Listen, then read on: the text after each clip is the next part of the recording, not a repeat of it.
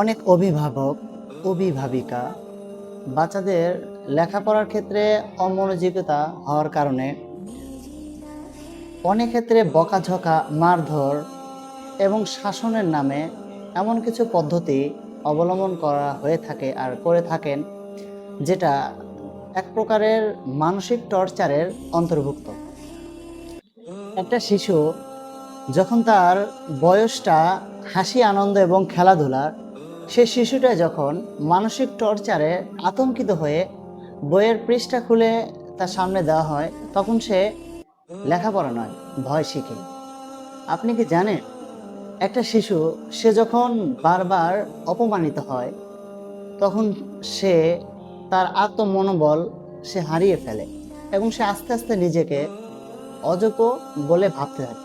আপনি খেয়াল করবেন, আপনি ভালো করে খেয়াল করবেন, সব বাচ্চা এক হয় না।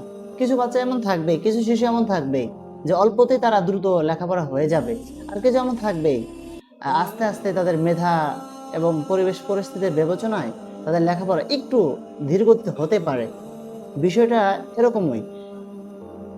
আপনি খেয়াল করবেন যে একটা ফুল একসাথে, সব ফুল একসাথে প্রস্ফুটিত হয় না। বাগানের সবগুলো ফুল একসাথেই কখনো প্রস্ফুটিত হয় না। তবে হ্যাঁ, নিয়মিত পরিচর্যা এবং যত্ন নিলে সব ফুলই কিন্তু সুন্দরভাবে ফোটে এবং সুবাসে মুখরিত করে পরিবেশ। ঠিক এমনইভাবে শিশুদেরকে মারধর এবং টর্চার নয়, বরঞ্চ আদর, যত্ন, মায়া, মহব্বত এবং ভালোবাসায় লালন করলে সে লেখাপড়া খুব দ্রুতই হয়ে যাবে, মানসিকভাবে সে ভেঙে পড়বে।